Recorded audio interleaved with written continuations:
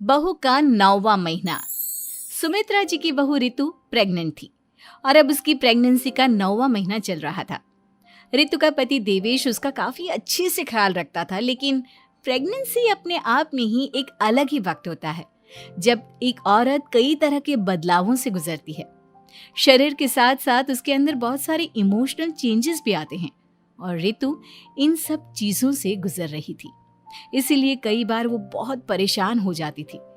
उसे बार बार बहुत मुश्किलों का सामना करना पड़ रहा था। एक दिन अचानक शाम के वक्त रितु जोर जोर से रोने लगी। अरे रितु बेटा, क्या हुआ? तुम रो क्यों रही हो? कुछ नहीं मम्मी जी, बस बहुत परेशान हो रही हूँ मैं। हाँ बेटा, वो तो मुझे भी दिख रहा है, तभी तो रो रही हो तुम। लेकिन परेशानी के पीछे की वजह तो बताओ, आखिर बात क्या है? किसी ने कुछ कहा क्या तुमसे? नहीं मम्मी जी, किसी ने कुछ भी नहीं कहा, बस ऐसे ही मेरा मन कर रहा है रोने का।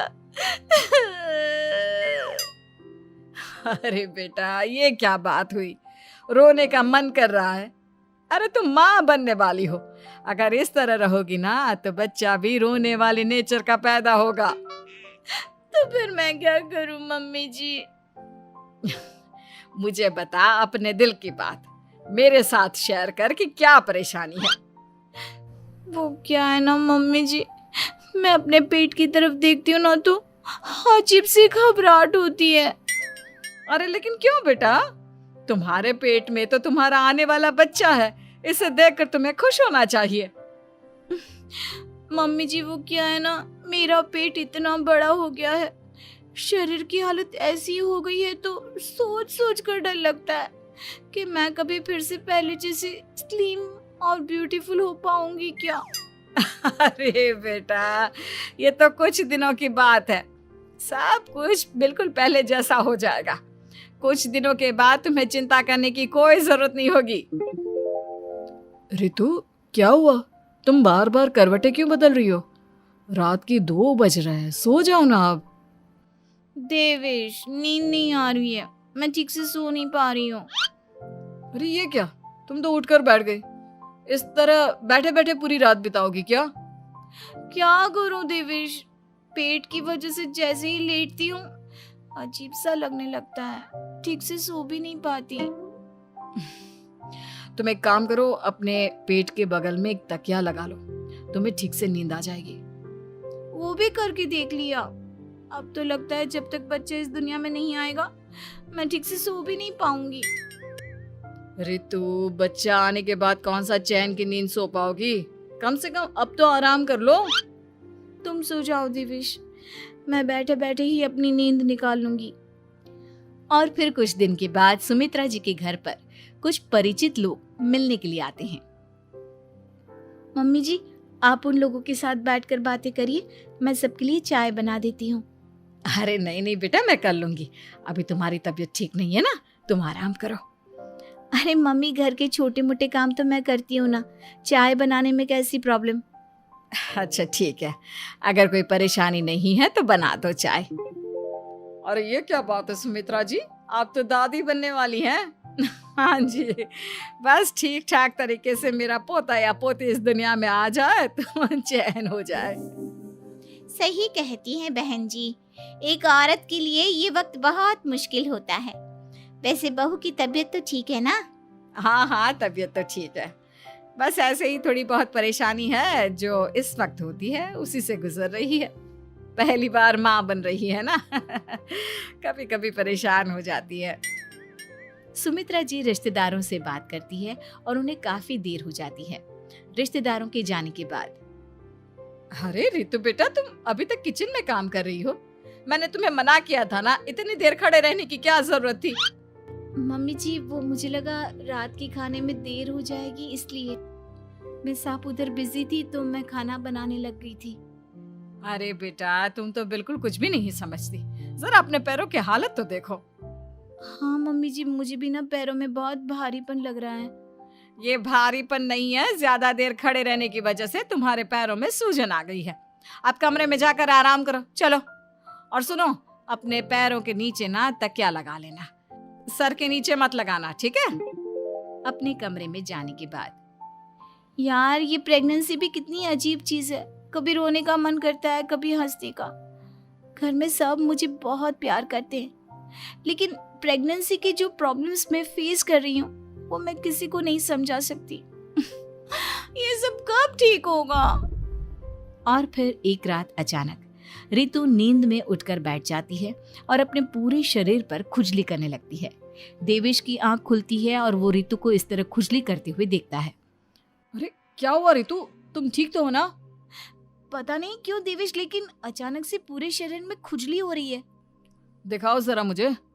अरे लेकिन तुम्हारे शरीर पर तो कोई मच्छर के काटने के या किसी तरह के रैशेस भी नहीं है, फिर खुजली क्यों हो रही है?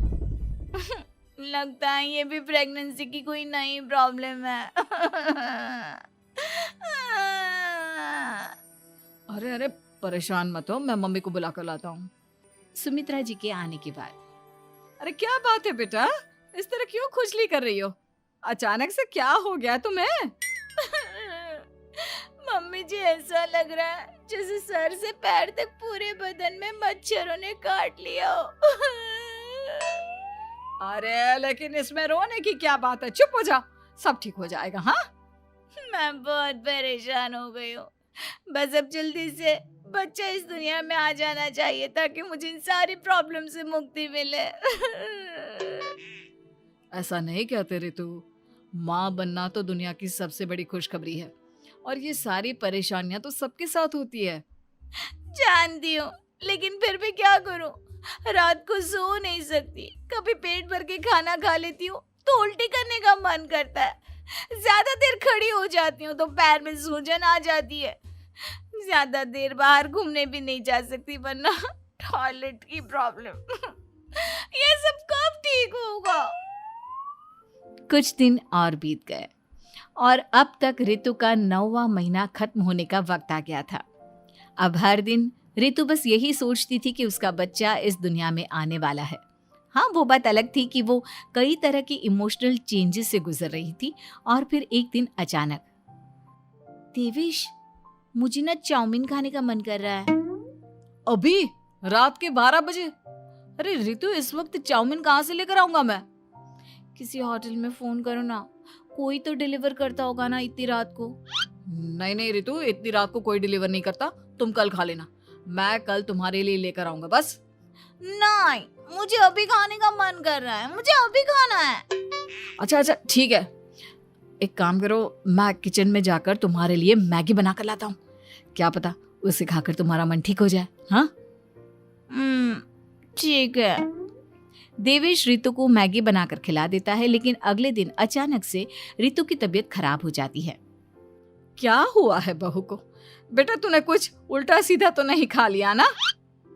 मम्मी वो कल आधी रात को चाउमीन खाने की बात कर रही थी तो मैंने इसे मैगी बनाकर खिला दी। अरे लेकिन एक बार मुझसे तो पूछ लेता, इसी वजह से उसे अजीब सा लग रहा है। कोई बात नहीं, वैसे भी बच्चा आने का वक्त पास आ गया है ना, इसलिए ये सब चीजें हो रही है। मेरे पेट में बहुत दर्द हो रहा है, जब से मैगी खाई है तब से पता नहीं क्या हो गया। अरे कुछ नहीं हुआ बेटा, बस कुछ दिन की बात और है, परेशान मत हो। चल हम तुम्हें ना डॉक्टर के पास ले चलते हैं। हॉस्पिटल जाने के बाद, डॉक्टर साहब मेरी बहू की तबीयत ठीक तो है ना? हाँ, वैसे तो सब कुछ ठीक लगता है, डाइजेशन का प्रॉब्लम हो गया है, ऐसे वक्त में हो जाता है। प्रेगनेंसी की वजह से पेट के ऊपर बहुत प्रेशर आ जाता है, इसलिए डाइजेशन थोड़ा वीक हो जाता है। और उन्होंने रात के वक्त मैगी खा ली, इसलिए उनको ये प्रॉब्लम हो गया। डरने वाली कोई बात नहीं है। थैंक यू डॉक्टर साहब, अब हम इसका ध्यान रखेंगे। लेकिन अब रितु की डिलीवरी का वक्त पास आ गया है, आपको उनका पहले से भी ज़्यादा ध्यान रखना होगा। मैंने चेकअप कर लिया है, 1 सप्ताह के अंदर रितु की डिलीवरी होने के पूरे चांस है। एक दिन अचानक किचन में काम करते करते रितु के पेट में बहुत तेज दर्द होने लगता है। देवेश, मम्मी जी जल्दी आइए।